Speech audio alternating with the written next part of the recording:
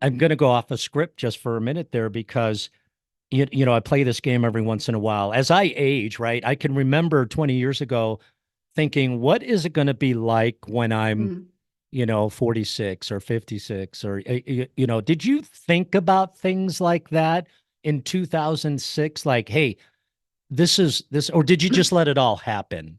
No, I kind of let it all happen. And I've always said my life is a series of happy accidents. And so much of it was designed by my own desires and passions and purpose and all that kind of stuff. But for the most part, it was just like one thing led to the next, led to the next, led to the next. And I don't know if I would have ever been able to tell you back then that this is what I wanted because I didn't know it existed or was Yeah. an option for me. Well, and that's okay too, right? So it comes to you, so that element of surprise, Mhm. satisfaction. Um, again, congratulations from everyone. Students keep walking by saying, "Hi, hi."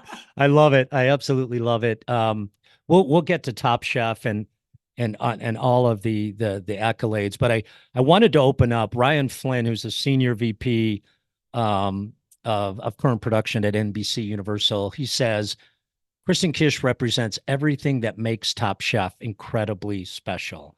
She's an acclaimed chef, and her experience as a contestant, winner, and judge, alongside her culinary curiosity, love that, makes Kristen the perfect host for the next chapter of Top Chef as we take on a new region of the country that we haven't explored. And you mentioned in a similar way, Top Chef is where, I started my journey first as a competing chef, then a guest judge, and now as a host. And I have the honor of helping to continue to build this brand. It feels like coming home. Can you can you take us back to that day? This is always so exciting when you got that phone call that from the network. How did that feel? And did it all make sense? No, none of it made sense at all to me. It was a surprise. Um, just like everyone saw, on Instagram, Padma announced her departure, and naturally, I'm like, oh wow, I wonder who's going to take that job. Like that's a big job. How do you do that after someone's been kind of the face of it for 19 seasons? And it kind of like came and went. As you said, I am quite busy, so I wasn't like sitting on this thing for quite some time. I carried on with my life, and I ended up I was in Thailand and for work, and I was flying back from Thailand back to New York and stop over in Dubai. So I land in Dubai. I turn my phone back on, and I have texts, missed calls, everything from one of my managers. And I was like, what is going on? Like, this is either super urgent or something's really bad. Like, I don't know what's going on right now. And so I immediately call her as soon as I touched down, turn my phone. I'm like, what's up? I just landed. She was like, Bravo wants to talk to you. And I was like, and I know what that means. Like, I wasn't so far like forgotten about what I had just read. And I was like, well, I have to call you back. Like, I have to get through off this plane. I got to get through security. I have to catch my next flight to make it back home.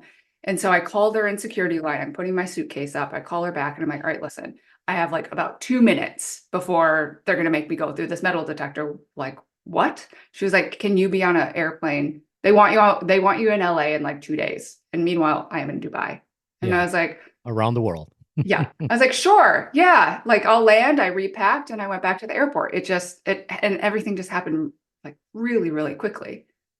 Think I almost felt it when you just said that. Heck, when I saw that Padma was leaving, I thought maybe they called me. I mean, you had to think about it for a minute, right? I mean, it's so unbelievably exciting, right? Yeah. And so um is there or was there someone in your life? I want to go all the way back Hmm. who encouraged you. I mean, television is tough for so many Yeah. people.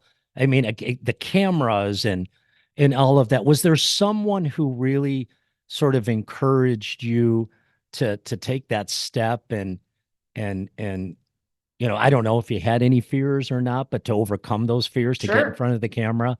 Who was that go-to person back then? I don't know if I ever had that moment of like, I want to be on TV and this is how I'm going to do it. Culinary school happened because I was miserable at university going for international business and economics, subjects that I had no purpose or business doing, quite frankly. I wasn't good at it. And so after my first year of college, about mid-season or midway through that semester, I started living at home again. And my mom could see like how unhappy I was. And eventually it got to the place where it's like, well, clearly you shouldn't be going back to continue this degree. She was like, you've always liked cooking. Like, why don't you go to culinary school? And I was like, sure. And I think at that point in life, I was 19. You're just trying to find where you want to fit in, like just trying everything on for size. And so I was like, sure, like it sure is better than what I'm doing right now. And so we drove to Chicago. We, enrolled me in culinary school, did the whole thing. And then when I enrolled, there was not one part of me that said, I want to be on TV one day. Like, in fact, I have had severe social anxiety my entire life. Nervous in front of camera, in front of people's, in front of large groups of people.